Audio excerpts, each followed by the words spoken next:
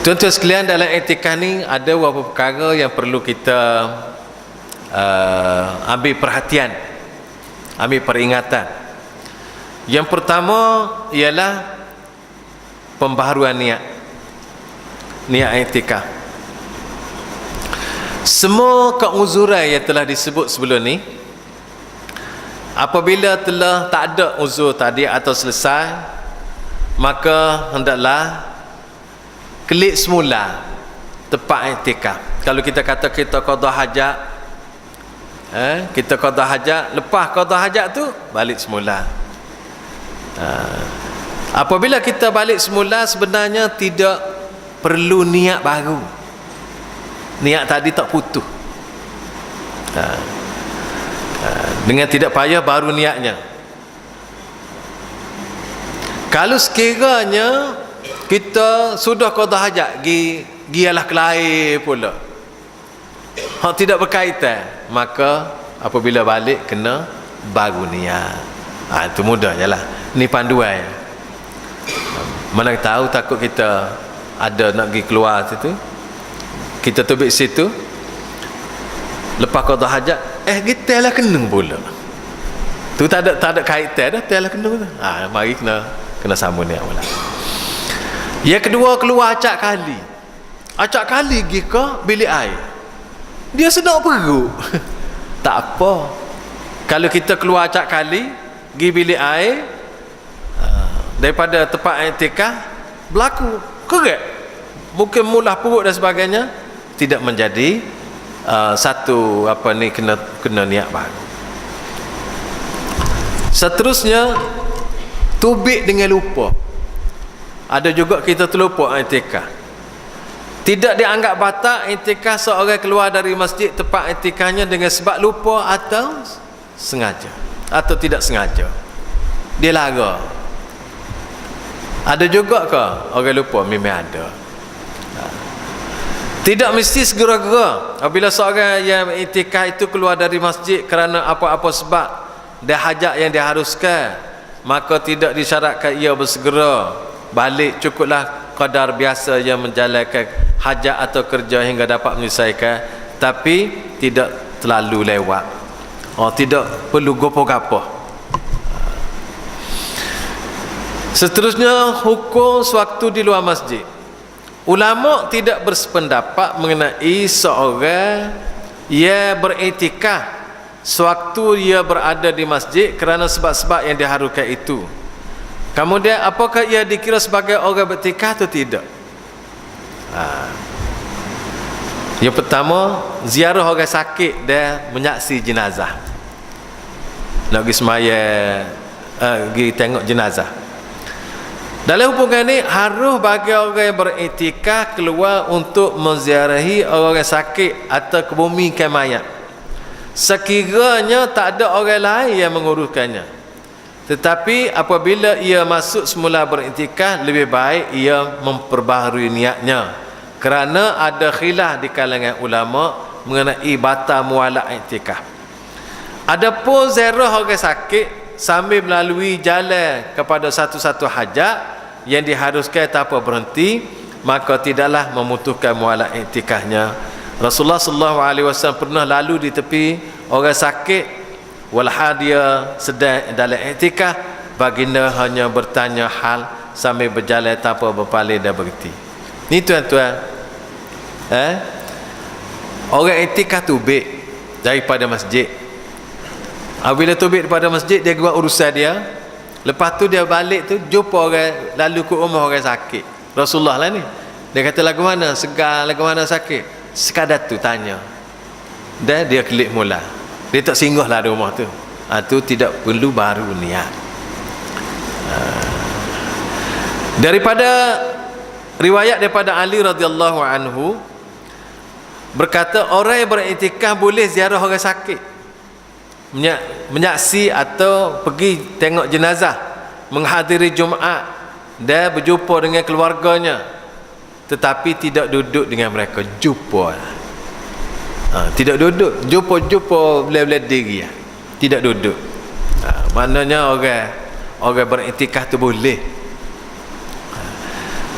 solat Jumaat, Ahli Jumaat yang bertikaf di masjid bukan masjid Jumaat, hendaklah ia keluar tempat iktikafnya untuk pergi menunaikan fardu Jumaat di mana-mana masjid jamek, dan batalah mualat iktikafnya di sisi jumhur. Setelah selesai Jumaat, hendaklah ia kembali semula ke tempat iktikaf dan memperbarui niatnya semula. Ni ada dua pendapat tuan-tuan. Orang iktikaf masjid kita ni bukan masjid Jumaat. Menurut sebahagian ulama, apabila iktikaf ni, orang iktikaf boleh pergi sembahyang Jumaat, dia balik tak payah niat semula.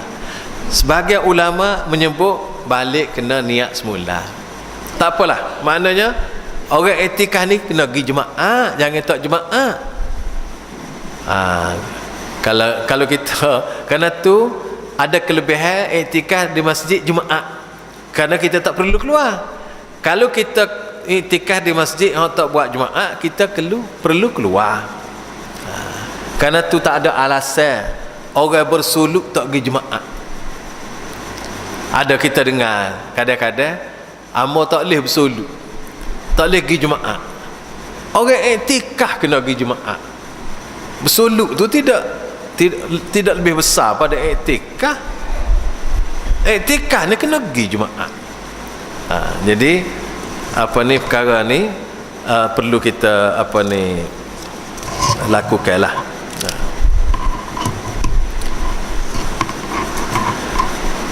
Seterusnya, kalau kita ada kewajipan yang lebih besar daripada iktikaf. Iktikaf ni sunnah, kita jangan lari. Iktikaf ni sunnah.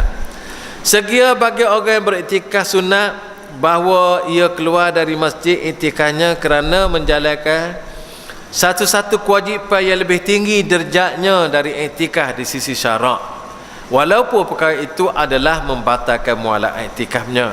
Kemudian hendaklah ia segera masuk semula dengan memperbari niat iktikafnya. Ni kalau orang yang ada kerja besar, dia iktikaf tapi pada waktu yang sama dalam dia iktikaf tadi ada kerja mustahak benar di segi syarak. Kalau dia kerja di jabatan ke, dia kena sign surat ke, kena pergi jabat, gila jabat, lepas tu mari sambung semula. Kalau kata dia nak iktikaf sehari atau 10 hari, dalam masa iktikaf tadi ada panggilan, ia penting dia pergi ke jabat dia untuk buat kerja, untuk sign surat ke, selesai masalah ke, mesyuarat ke apa, dia sendiri kena jadi pengurusi. Mesyuarat tu penting. Okey ya. Lepas tu mari balik sambung pula iktikaf. Kalau gitu kita kena niat barulah. Kemudian tuan-tuan, amba nak sebut perkara ya secara umumnya amalan kita secara iktikaf. Apa yang kita perlu buat semasa iktikaf? Dalam iktikaf ni macam-macam amalan kita boleh buat. Kebajikan. Antara perkara yang kita boleh buatnya ialah, yang pertama sekali kita iktikaf. Iktikaf ni duduk mengingati Allah Subhanahu Wa Taala. Dan kita boleh baca Al-Quranul Karim, kita boleh bertasbih, kita boleh bertahmid, kita boleh beristighfar. Dan inilah di antara perkara-perkara yang boleh kita lakukan. Begitu juga kita boleh mendengar ilmu orang mengajar, kita juga boleh mengajar, dan semua perkara yang boleh mendekatkan diri kita kepada Allah Subhanahu Wa Taala. Itu perkara yang boleh kita buat. Jadi tuan-tuan, bila kita duduk dalam masjid ni, kita ambillah peluang untuk baca Quran atau ajar Quran kat orang. Kita pandang ajar kat orang. Ataupun kita ada pengajian atau apa-apa sahaja yang boleh meningkatkan ilmu dan juga amalan kita. Tuan-tuan sekalian, apa yang nak berkongsi pada hari yang baik ini, tuan-tuan, ialah masa kita hidup ni tak lama. Hak ada depan tak tahu sebanyak mana. Hak kita duk bilang hak telah lepas. Dalam apabila mari bulan Ramadan, bulan yang baik, dan terutamanya 10 terakhir Ramadan ni, kita marilah kita ambil peluang sebanyak-banyaknya supaya kita jadi hamba Allah yang bertakwa, kita jadi hamba Allah yang mendapat keredaan. Kita berusaha supaya kita diredai oleh Allah, keluarga kita, termasuk ibu bapa kita, anak-anak kita, adik-beradik kita, semua keluarga kita, waris-waris kita dan seluruh umat Islam, supaya Allah memberi keredaan dan Allah memberi kebaikan dunia dan akhirat. Apabila tuan-tuan kita hidup tak lama, masa peluang kebaikan terbetal di depan kita dengan seluas-luasnya, kita kena ambil kebaikan-kebaikan tersebut, dan kita akan nyesal kalau kita tak ambil. Nyesal yang tidak ada apa-apa faedah. Kerana tu setiap orang dalam hidup ni apabila pergi ke akhirat, nyesal belaka. Tak ada orang tak nyesal. Orang baik pun nyesal, orang tak baik lagi nyesal.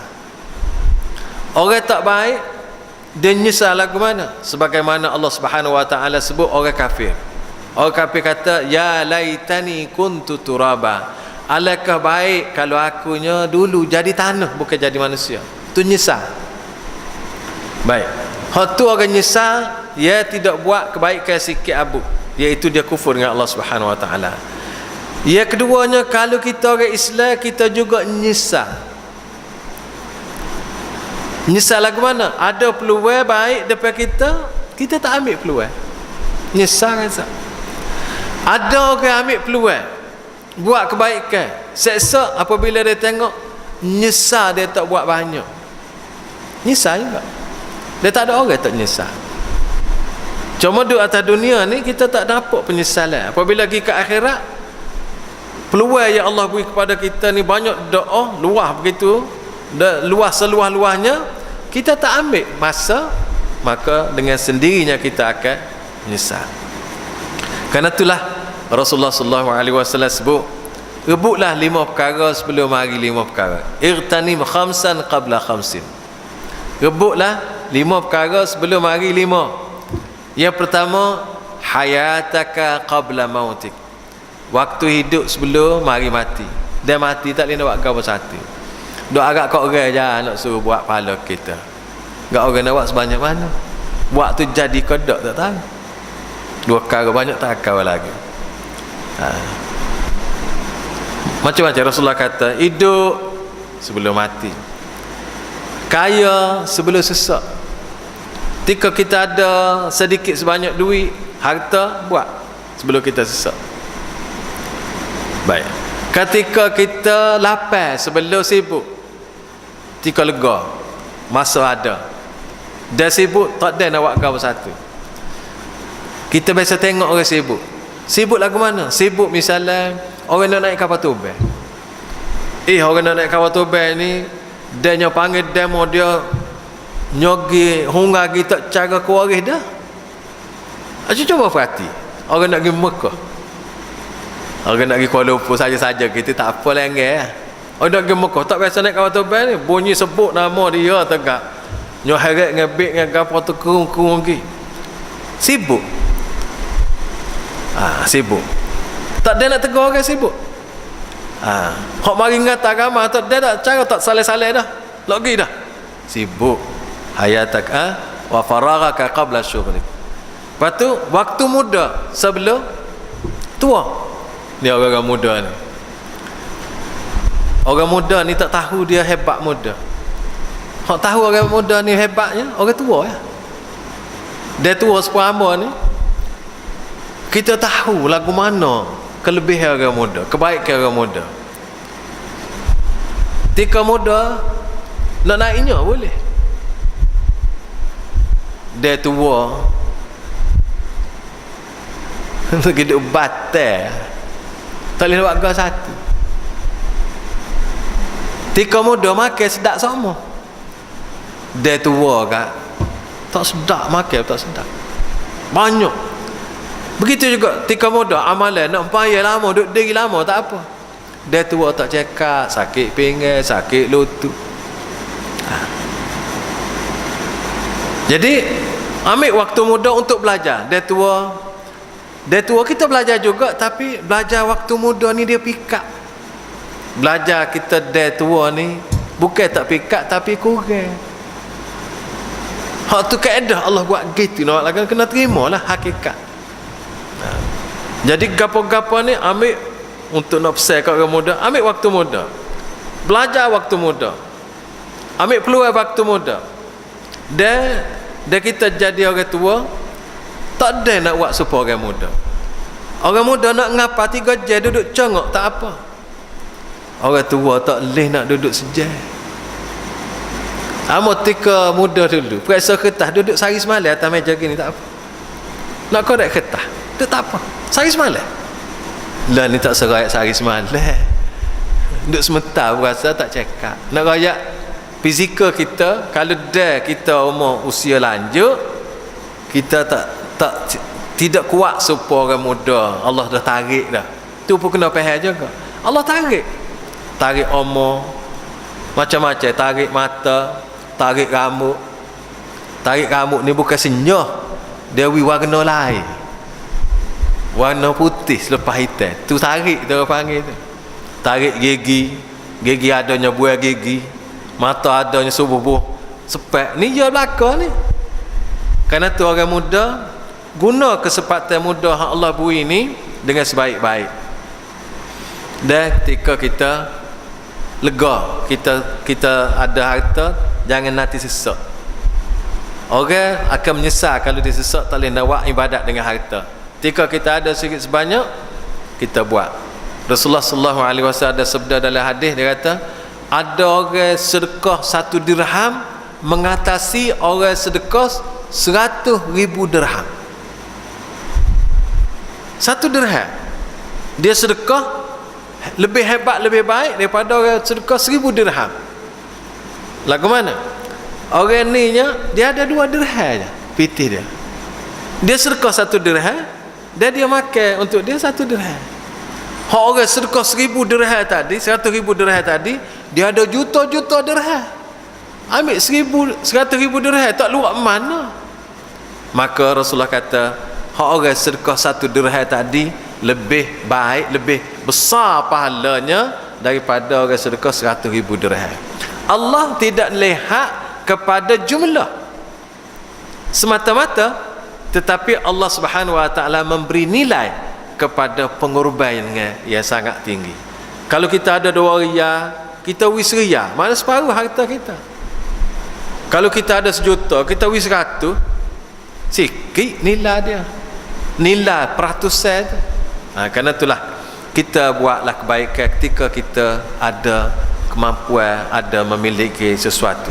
Kerana itulah kalau harta pun ada zakat, jawatan kita pun ada zakat, dan kedudukan kita pun ada zakat. Ada seorang pembesar zaman dulu, apabila orang pergi minta tolong dengan dia tolong. Dia selesai masalah. Orang kata, orang hak menerima pertolongan tadi, dia kata, amo ucap terima kasih banyak nah. Biasalah orang hak kena tolong. Dia kata, tak terima kasih kamu. Bapa itu kata, amo tugas amo buat. Terima kasih bapa kamu. Tu zakat amo tu. Maknanya kalau kita seorang pekerja, kita buat kerja kita tu zakat kita. Orang ada pitih, zakat pitih dia. Orang ada ilmu, kena beri ilmu dia ke orang. Zakat masing-masing. Kerana tu kalau orang ada ilmu sikit, beri kadarnya boleh. Hak ada banyak, kau kena buat. Orang ada pitih sikit, beri sikit. Ada banyak, beri banyak. Dia beri banyak ilmu kat orang, Allah akan tambah lagi. Beri banyak harta untuk zakat, Allah tambah lagi. Dan banyak tolong orang. Kalau kita seorang yang diberi jawatan, kita banyak tolong orang, Allah tambah kedudukan lagi. Tak rugi ke satu.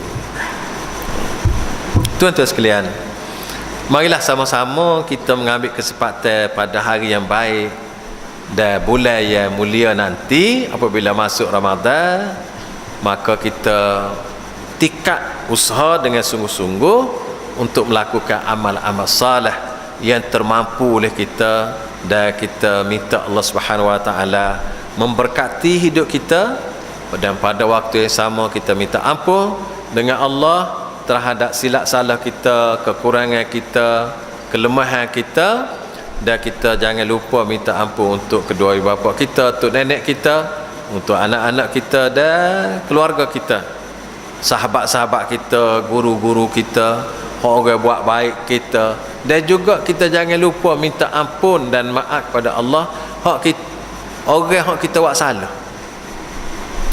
Itu cara kita nak balas kebaikan dia, keburukan dia, keburukan hak kita buat ke dia.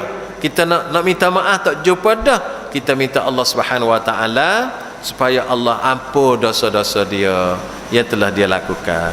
Dan seterusnya kita kena minta kemenangan untuk orang Islam dalam semua perkara, sama ada di dalam negara kita ataupun di luar negara kita, kerana umat Islam itu adalah bersaudara dan adik-beradik kita semua.